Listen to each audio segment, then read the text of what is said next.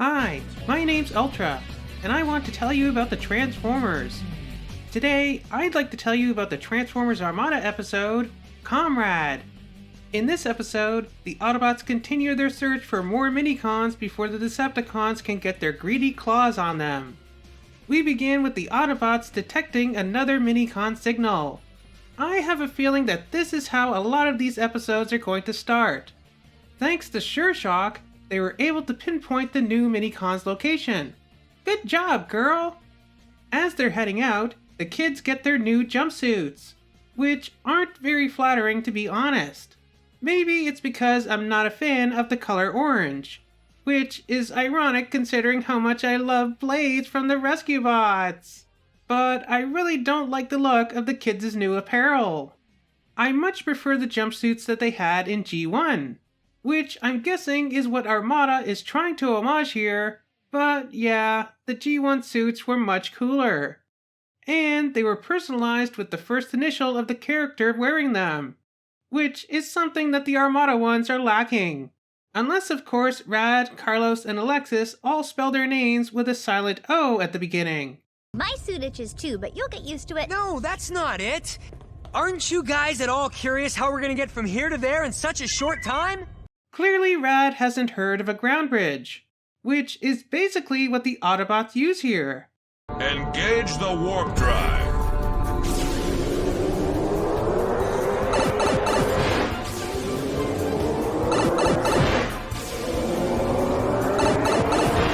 Seriously, I just realized that what the Autobots use here is basically a ground bridge before ground bridges were a part of the Transformers lore. What just happened? I transported them to the designated coordinates via the ground bridge. What's a ground bridge? How? Does it hurt? Tickles a little, but totally safe. For a bot. What? Whoa! I feel sick. Me too. Don't worry, you'll get used to it. Sure. It's kind of similar to how in Robots in Disguise, the Autobots used their underground highway, which would get them to anywhere in the globe in a matter of seconds. Of course, it wouldn't be until many years later that we'd have the first real ground bridge in Transformers Prime. So, the Autobots arrive at their destination and seemingly leave Rad in the dust. Aw, poor Rad. On the moon, the Decepticons are once again bickering about who will get the next Minicon. Back on Earth, Alexis returns to pick up Rad. Hot Rod is an amazing vehicle, and once I was inside, the speed, the power, I guess I got carried away. Okay, for one thing, That is what she said. and second, Hot Rod? I think you mean Hot Shot, Alexis. But this certainly won't be the last time that they call a character by the wrong name in this show. Although, Hot Shot better get used to being called the wrong name. Who are you? Hotshot. Heatwave didn't mention me? Ever? Wow, that hurts a little. That was amazing, Hit Show. It's Hotshot, actually. What's wrong, Hot Shoes? Should I call the rescue bots? It's Hotshot. Why did Jerry keep calling you Hot Sauce? I have no idea. Transform! Does it hurt when you do that? Don't worry, Carlos. I am mechanical, so I do not feel the sensation of pain as you know it. I think Red Alert isn't giving a straight answer here. No, Carlos, it doesn't hurt when you transform. Unless, of course, you're injured or trying to force something. And yes, Transformers do feel pain.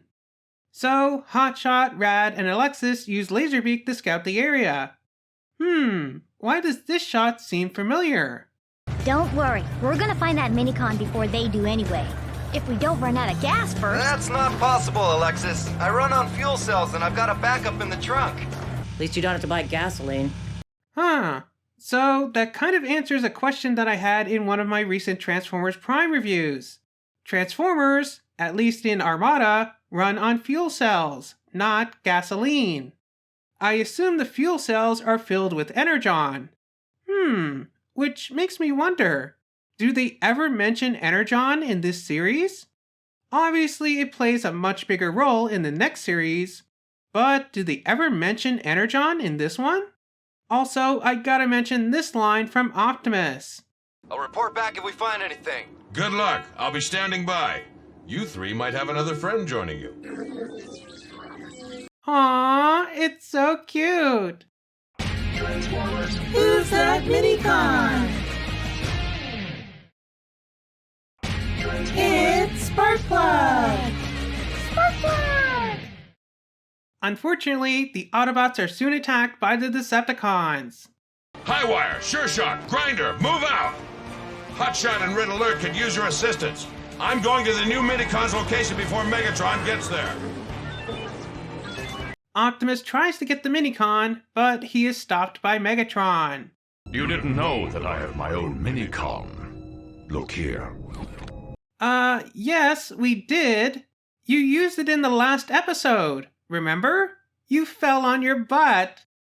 Megatron is about to finish Optimus off when the kids' Minicons combine into Preceptor. Yes, the same name as the cute microscope guy from G1. In Japan, Preceptor was actually named Bumble, which is actually Bumblebee's name in Japan. And his Energon version, or should I say his Superlink version, was called Cliffjumper. In Korea, he was called Pigeon, and in France, he was called Perpetrator. I guess all things considered, Preceptor is probably the best name out of all of them. Preceptor is pretty cool. I like the fact that the kids' Minicons can combine into their own larger robot form, even though he's still much smaller than any of the normal-sized bots. I just wish that we had some kind of new, better articulated version of him, even if it's just an RED figure that doesn't split apart or anything.